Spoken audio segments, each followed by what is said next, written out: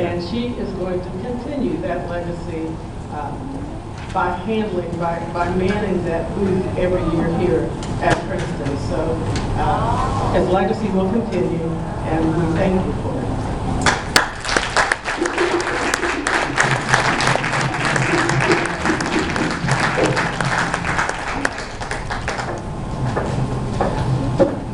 You notice the conversation was a lot about books.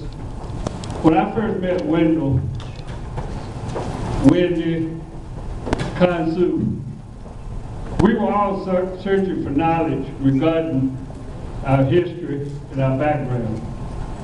In 1972, Garner Ross opened up a bookstore up in the old Miracle Lane Shopping Center. And a lot of us who were interested in getting some of these unseen books. And a lot of the knowledge we do have is not shown out here in public. It's not taught in schools. In fact, every time I ask the same question, I always get the same answer. I ask a crowd like this, how many of you ever had a class in Black history? How many in public school? See what I'm saying? Okay, that's not accidental.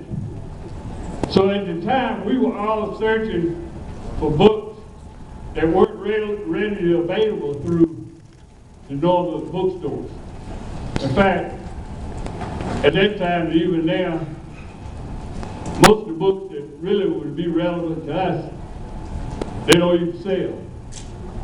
So we would meet at this bookstore, and we would have these exchanges about different books and different works. This particular author, we ought to read this one, we ought to read that one. And that's where I met Wendell in 1972. Later on, I'll be back up here, I'll tell you about my experience with his sister, Margaret. In fact, they got a real fabulous legacy as far as I'm concerned. Wendell was one of the original members of AMK. That's the organization that sponsored this. At one time, he also served as the agent of this organization. We have a nonprofit charter, and we've been in existence 37 since 1974, whatever that is. He was the official agent for our organization. All of us remember his exceptional memory. I had one picture of him. I wish I had been able to bring it. But he was raising a question in one of our organization meetings, and he had this look on his face and this ballpoint pen that he was pointing to make a point. Now, when they talk about this guy's memory, this guy had exceptional memory. We'd be sitting there talking about funds, how much it's going to cost us to do this and do that, and he was calculating in his head. He also carried mail out of the Dayton Post Office, and my brother also worked at that station. Khonsu knew everybody would work there. He knew everybody's mail route. He knew every person that lived in every house. I mean, the guy had a phenomenal memory. He also knew about all these important works, a lot of important works that we hadn't seen, that he was able to obtain and bring it to our view. One of the things I really admired about him was, I always wondered about this until recently, at his memorial service.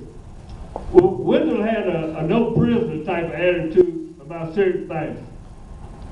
He was one of the best people you ever wanted to meet. But if you would start like some rough stuff or get out of order, he also had that no prisoner type of attitude. And that's what I found out. I only found out recently that he was a Marine veteran. And all my friends I know that they ever been in the Marines, they never got out of the Marines. They always had that same killer instinct. In fact, when Wendell carried mail, a lot of the mail carriers carried pepper spray for the pit bulls. Well, Khonsu had a billy club and some noon chucks. I mean, he wasn't fooling go around no pepper spray. If we put bull attack them, they would be in some serious trouble. Another thing too,